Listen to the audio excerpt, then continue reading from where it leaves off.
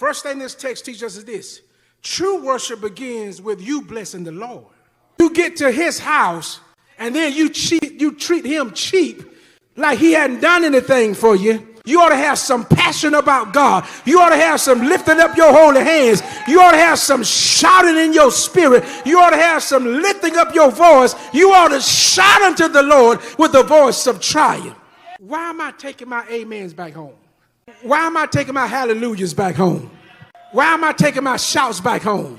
Because the more you give them to him, the more he gonna give back to you. So why am I saving it? God has done so much for me. There's no need to say my shouts, my amens, because you're not doing it for me.